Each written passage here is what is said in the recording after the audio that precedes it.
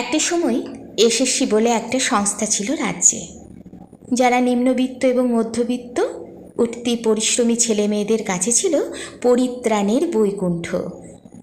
অনার্সটা সেরে খেটে খুঁটে মাস্টার্স করেছে, মেসে থেকে টিউশন পড়িয়ে রাত জেগে নিজে পড়ে এসএসসিটা পাবার চেষ্টা করেছে, বন্ধুদের গ্রুপ করে পড়েছে। একবারে না হলে পরের বারে আরও তীব্র চেষ্টায় ঠিক চাকরিটা পেয়ে গেছে। মাঠে ঘাটে, গ্রামগঞ্জ, মফস্বল, ছোট শহরে এসএসসি ছিল তখন এক বাৎসরিক উৎসব।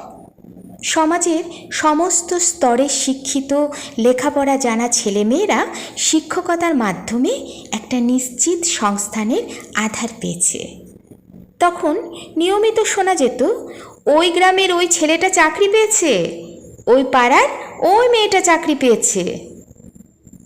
এখনও রাজ্যে এসএসসি বলে একটা সংস্থা আছে, যে শেষ 8 বছর ধরে বড্ড তৎপর। তবে পরীক্ষা নিতে নয়, ফলাফল প্রকাশ করতে নয়, কাউন্সেলিং করতেও নয়, সে ব্যস্ত আছে আদালতে শুধু প্রমাণ করতে যে দুর্নীতি হয়নি।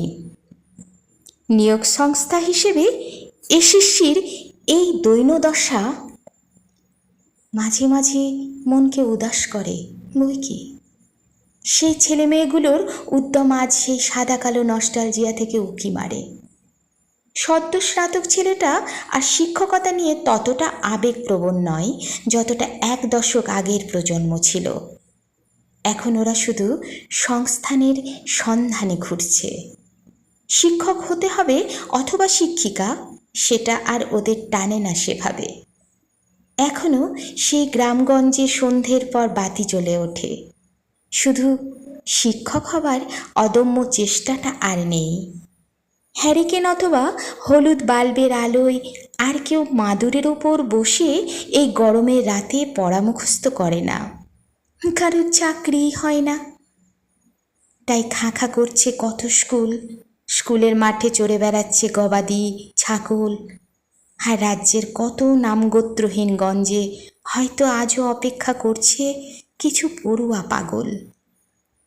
এই ধ্বংসস্তূপ আমার রাজ্য না।